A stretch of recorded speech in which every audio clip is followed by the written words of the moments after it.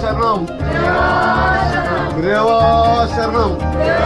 തേടിയിറങ്ങി പൊന്നിരവേരിയിൽ കണ്ണീരിനലയിൽ നീ മാടി വിളിച്ചു കണ്ണീരുമായിച്ചു ചങ്കോടണച്ചെന്നേ.